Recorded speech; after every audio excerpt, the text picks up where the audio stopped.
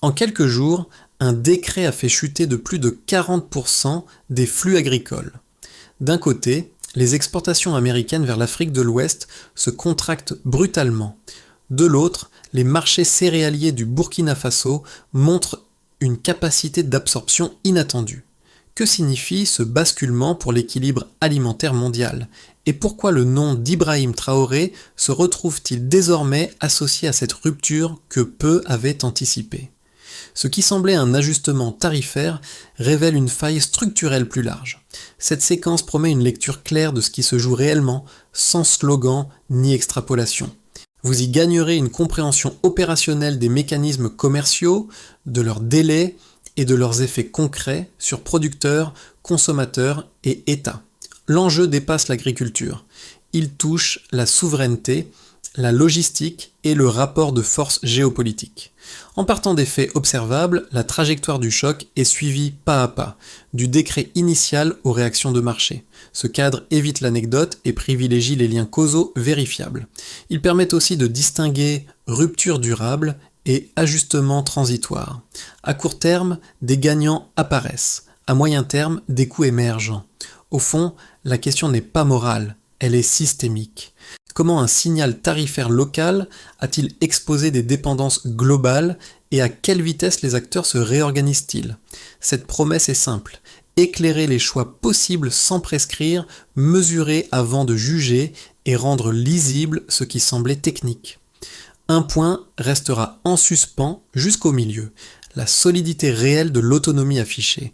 En moins d'une semaine, les expéditions américaines de blé vers l'Afrique de l'Ouest ont chuté de plus de 40%.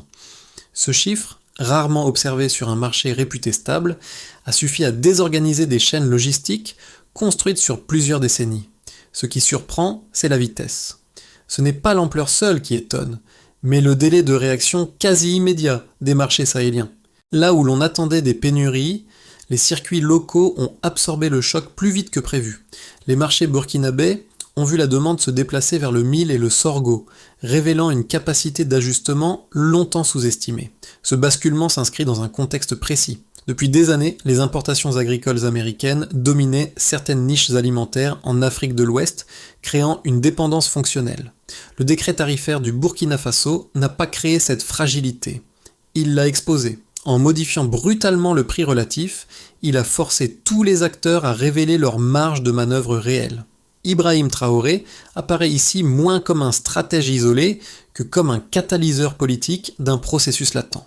Son rôle, tel que décrit par le contenu source, n'est pas celui d'un planificateur omniscient, mais d'un décideur assumant le risque d'un signal fort. Ce signal a déplacé les attentes autant à Washington que dans les capitales du Sahel. Le contexte régional compte aussi. Le Burkina Faso n'évolue pas seul. Mali et Niger observent, évaluent et ajustent déjà leur propre cadre. Cette synchronisation informelle amplifie l'effet du choc initial. La question laissée ouverte est simple, cette réactivité traduit-elle une résilience structurelle ou seulement un sursaut conjoncturel face à une fenêtre favorable? Sur les marchés locaux, les premiers effets ne se sont pas manifestés par des discours, mais par des gestes concrets. Des commerçants ont modifié leurs commandes. Des meuniers ont ajusté leur mélange, des producteurs, longtemps relégués à l'arrière-plan, ont vu leurs produits revenir au centre des étals. Ce sont ces acteurs ordinaires qui servent de fil conducteur pour comprendre l'impact précoce du choc. À Ouagadougou, comme dans plusieurs villes secondaires, le mil et le sorgho ont cessé d'être des substituts par défaut, ils sont redevenus des références. Les volumes écoulés ont augmenté et avec eux la perception de valeur. Pour de nombreux petits producteurs, cette revalorisation n'a pas été vécue comme une opportunité abstraite, mais comme un changement immédiat dans la relation au marché. Le rôle politique reste en arrière-plan, mais il structure l'environnement. Ibrahim Traoré n'intervient pas dans chaque transaction, il façonne le cadre dans lequel elles deviennent possibles.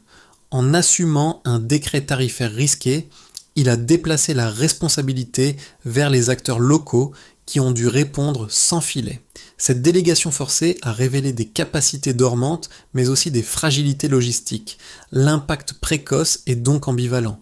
D'un côté, un sentiment de reprise de contrôle s'installe, de l'autre, les limites apparaissent vite, Stockage insuffisant, transport inégal, tension temporaire sur certains prix urbains. Ce contraste éclaire l'enjeu réel. La conséquence est directe, l'autonomie commence dans l'action, mais elle se consolide seulement avec des structures. Avant le décret, les flux étaient prévisibles. Les cargaisons américaines de blé arrivaient selon un calendrier rodé, les contrats étaient reconduits et les marchés sahéliens intégraient ces volumes comme une donnée quasi fixe. Cette stabilité apparente masquait une dépendance fonctionnelle. Les producteurs locaux s'ajustaient à la marge, sans jamais influer réellement sur les prix de référence. Puis vient l'activation du décret tarifaire. En quelques jours, le signal prix change brutalement. Les importations américaines deviennent moins compétitives et les commandes sont suspendues ou renégociées. Les premiers effets se concentrent côté américain, des cargaisons déjà prêtes sont bloquées, des silos commencent à se remplir plus tôt que prévu, et les opérateurs logistiques cherchent des débouchés alternatifs. Cette phase de déclenchement révèle une inertie structurelle.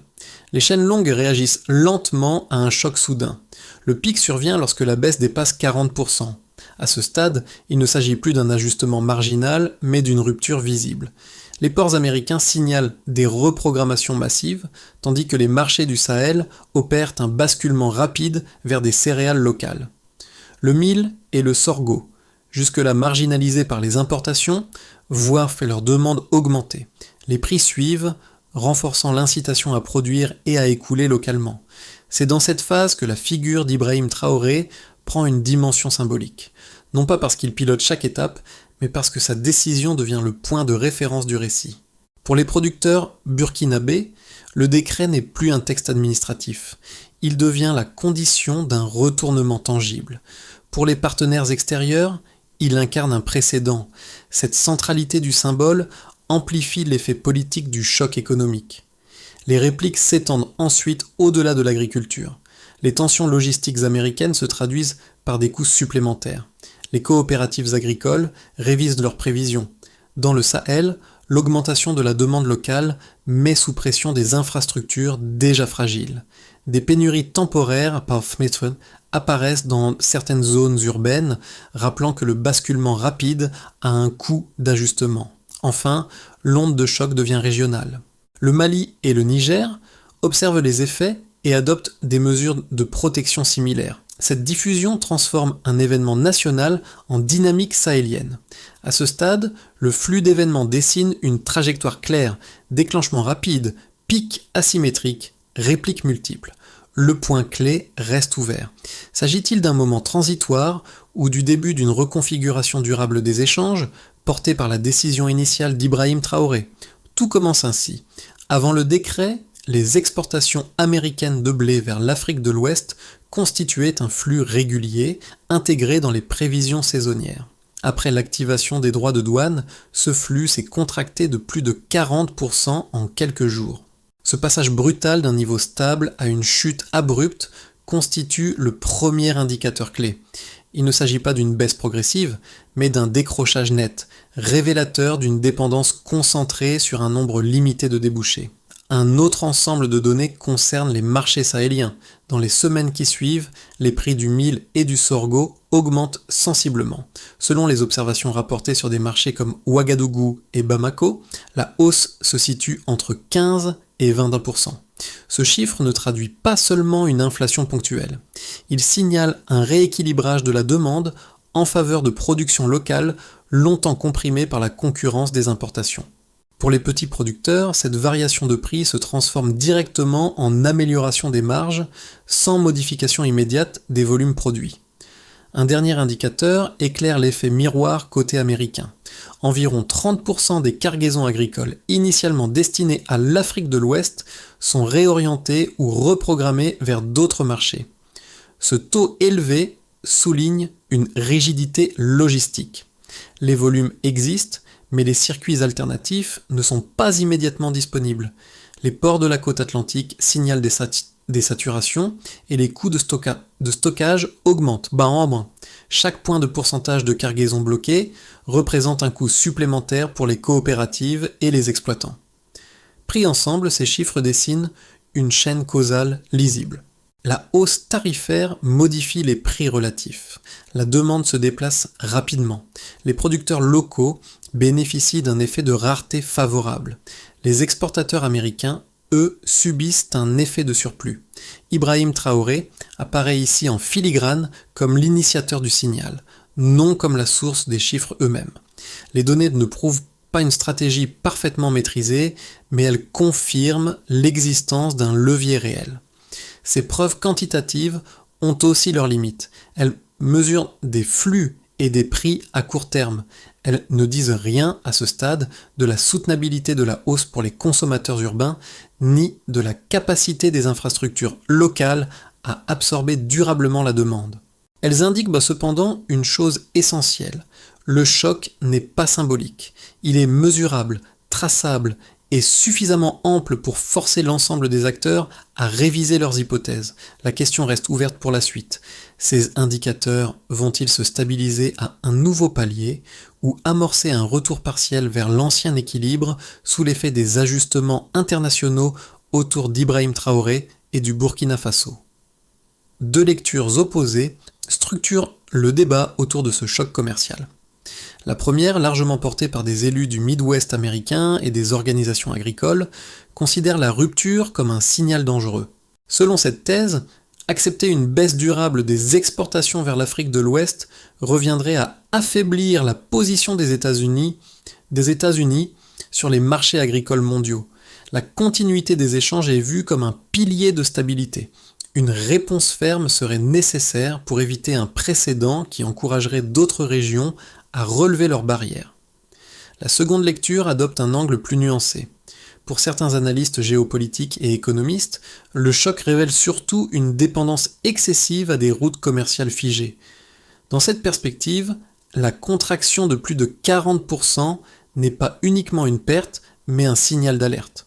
Elle incite à diversifier les débouchés et à reconnaître l'émergence de l'Afrique comme acteur productif, et non plus seulement comme marché d'absorption. Cette vision voit dans la crise une opportunité d'adaptation stratégique.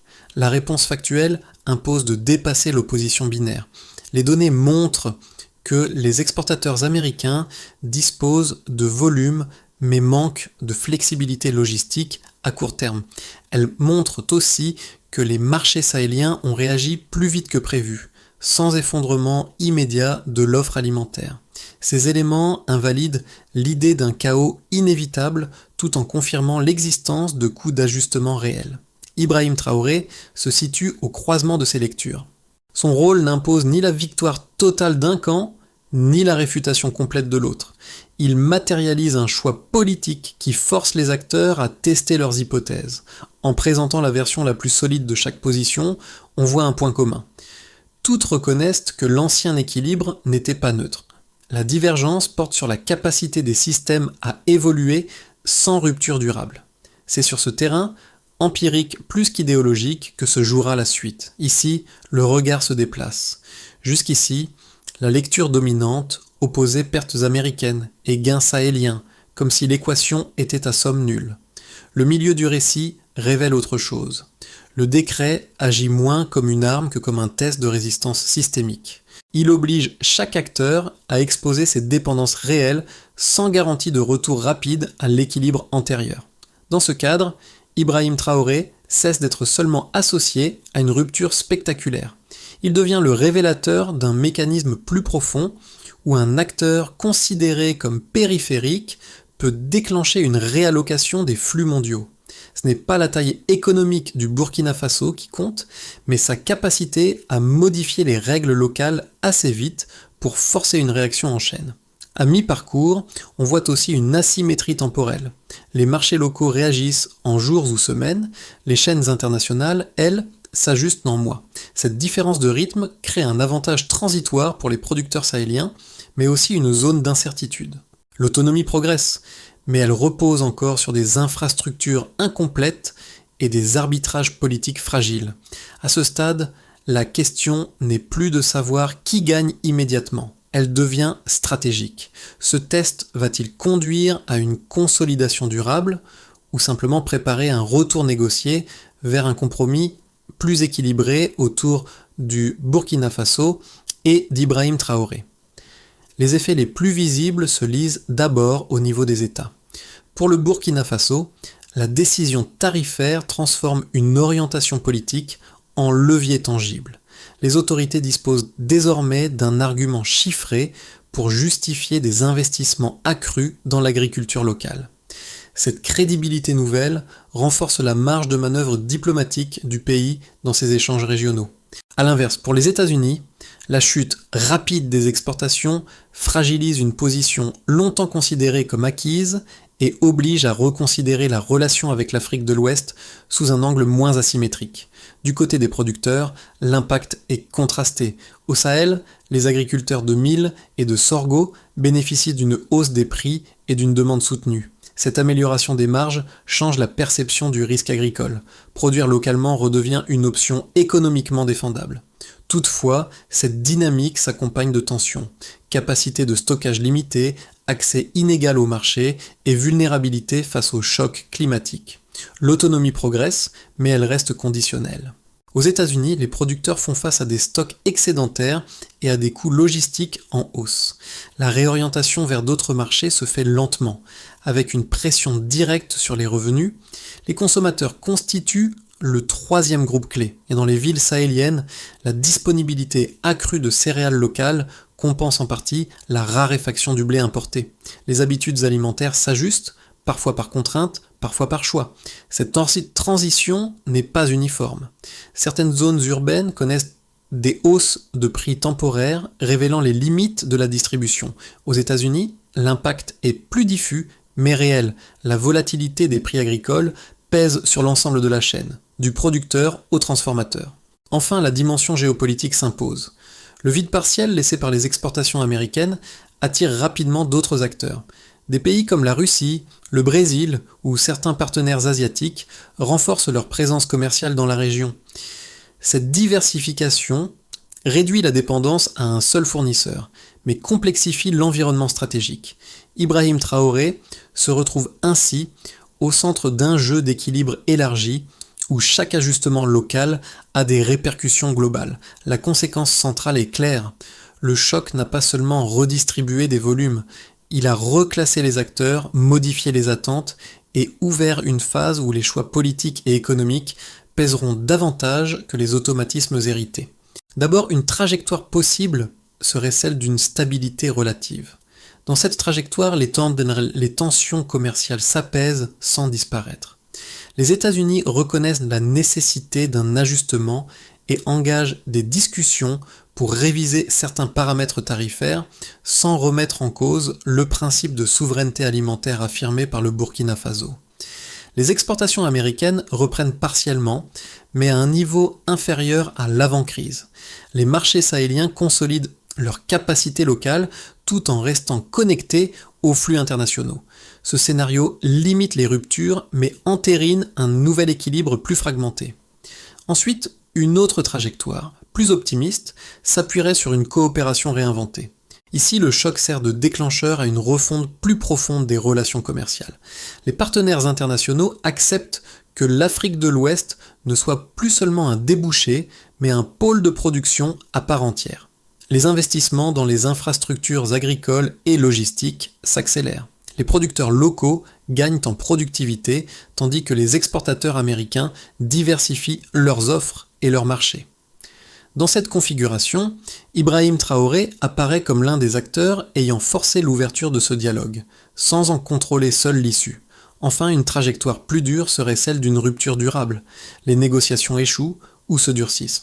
Les États-Unis renforcent leurs mesures de rétorsion ou se désengagent progressivement du marché sahélien. En réponse, l'Afrique de l'Ouest approfondit ses partenariats avec d'autres puissances commerciales. Les prix locaux continuent d'augmenter, l'autonomie progresse, mais au prix d'une volatilité accrue et de risques sociaux plus élevés pour les consommateurs urbains. Ce scénario maximise l'indépendance politique, mais expose davantage aux chocs externes. Aucun de ces futurs n'est prédéterminé. Ils dépendent de décisions cumulatives, prises sur plusieurs mois par des acteurs aux intérêts divergents. La clé de lecture proposée ici est simple. Observez moins les déclarations que les investissements effectifs. C'est dans ces choix concrets que se dessinera la trajectoire réelle du Burkina Faso et le rôle qu'Ibrahim Traoré y jouera. Pour le public, l'intérêt de cette séquence ne réside pas dans la technicité des tarifs, mais dans leurs effets concrets. Un premier niveau concerne la compréhension des dépendances. Ce cas montre comment des choix perçus comme lointains, pris dans des capitales ou des ministères, se traduisent rapidement en variations de prix, de disponibilité et d'options alimentaires. Il rappelle que la sécurité alimentaire n'est pas abstraite, mais reliée à des chaînes précises et parfois fragiles. Un deuxième niveau touche à la lecture économique. Le choc observé met en évidence la différence entre résilience et autonomie. Une économie peut absorber un choc ponctuel sans pour autant être durablement indépendante. Pour le spectateur, cette distinction est essentielle pour éviter les conclusions hâtives. Voir des marchés locaux s'ajuster vite ne signifie pas que les contraintes structurelles ont disparu. Cela invite à regarder au-delà de l'événement initial, vers les investissements et les arbitrages qui suivent. Un troisième niveau est plus citoyen. Cette situation illustre comment des décisions politiques peuvent redistribuer temporairement le pouvoir économique entre acteurs, parfois au bénéfice de groupes longtemps marginalisés. Elle montre aussi que ces redistributions ont des coûts, souvent supportés de manière inégale. Comprendre ces mécanismes permet de mieux évaluer les discours sur la souveraineté, qu'ils soient portés par des dirigeants, des institutions ou des mouvements sociaux. Enfin, pour le public international, ce cas sert de prisme. Il aide à lire d'autres situations comparables où des pays cherchent à réduire leur dépendance tout en restant intégrés. L'enjeu n'est pas de choisir un camp, mais d'identifier les conditions qui transforment un choc en trajectoire soutenable. D'abord, il faut regarder le cadre politique. Pour que le choc initial ne reste pas un épisode isolé, les autorités doivent clarifier les objectifs à moyen terme. Il s'agit de définir si la priorité est la protection transitoire des marchés ou la construction d'une compétitivité durable. Dans ce cadre, la décision associée à Ibrahim Traoré sert de point d'ancrage, mais elle doit être prolongée par des règles stables et lisibles pour les producteurs comme pour les partenaires. Ensuite, la question des infrastructures devient centrale. Le renforcement des capacités de stockage et de transformation apparaît comme un levier immédiat. Sans silos adaptés, ni circuits de transformation locaux, la hausse de la demande risque de se traduire par des pertes ou des tensions sur les prix. Investir ici permet de transformer un avantage conjoncturel en gain structurel mesurable, notamment pour les filières de mil et de sorgho. Puis, la coordination régionale s'impose. Le Burkina Faso ne peut stabiliser seul cette dynamique. Une harmonisation minimale avec les pays voisins réduit les effets de contournement et renforce le poids collectif dans les négociations commerciales. Cette dimension régionale conditionne la crédibilité de toute stratégie d'autonomie partielle. Après cela vient la mesure. Chaque action doit être suivie par des indicateurs simples. Volume stocké, part de la production locale transformée, évolution des prix urbains. Ces métriques évitent que le débat reste symbolique. Elles permettent d'ajuster sans renier l'orientation initiale portée par Ibrahim Traoré. Et pour finir, la feuille de route passe aussi par un dialogue externe. Maintenir des canaux ouverts avec les partenaires internationaux limite le risque d'isolement. L'objectif n'est pas la rupture totale, mais une négociation sur des bases rééquilibrées, fondées sur des capacités locales renforcées. Le récit revient là où tout a commencé, sur les marchés et les gestes ordinaires. Les sacs de mil empilés différemment, les négociations plus confiantes, les meuniers qui ajustent leur mélange. Ces images ne relèvent pas de la rhétorique politique, elles traduisent une expérience vécue. Elles rappellent que les grandes décisions prennent sens lorsqu'elles modifient, même brièvement, la relation entre travail, prix et dignité économique. Dans ce cadre, Ibrahim Traoré apparaît moins comme une figure abstraite que comme un point de fixation du changement. Son nom est associé à un moment où une hypothèse ancienne a été testée, celle selon laquelle les règles du commerce alimentaire seraient immuables. Le test n'a pas tout résolu. Il a révélé des forces, mais aussi des fragilités persistantes. Pourtant, il a déplacé l'imaginaire collectif en montrant qu'une alternative pouvait être tentée. Le rappel du motif central est simple. L'autonomie ne naît pas d'un discours mais d'une chaîne d'actions cohérentes. Elle se construit à partir de décisions risquées, relayées par des capacités concrètes. Ce que les marchés ont montré, c'est une possibilité, pas une garantie. La portée émotionnelle tient à cette ouverture. Une certitude demeure. Les règles changent quand elles sont mises à l'épreuve. Ce parcours se termine sans injonction. Il laisse plutôt une question ouverte, à la hauteur des enjeux exposés. Ce qui s'est joué autour du Burkina Faso n'est ni un modèle prêt à l'emploi, ni une anomalie isolée. C'est un signal faible devenu visible qui invite à regarder autrement les équilibres alimentaires mondiaux. Les décisions prises aujourd'hui façonnent des trajectoires longues, souvent irréversibles, bien au-delà des cycles politiques. Pour chacun, l'enjeu est d'apprendre à lire ces signaux. Comprendre où se situent les dépendances, identifier les marges de manœuvre réelles, distinguer les ruptures symboliques des transformations durables. Cette capacité de lecture conditionne la qualité du débat public, qu'il soit local, régional ou international. Le cas associé à Ibrahim Traoré pose finalement une question simple mais exigeante. À quel moment une politique de souveraineté cesse-t-elle d'être défensive pour devenir constructive? Et comment s'assurer qu'elle bénéficie au plus grand nombre sans créer de nouvelles vulnérabilités? La discussion reste ouverte. Elle mérite des regards croisés, des données suivies dans le temps et un dialogue continu. C'est dans cet espace, entre prudence et ambition, que se dessineront les prochains équilibres.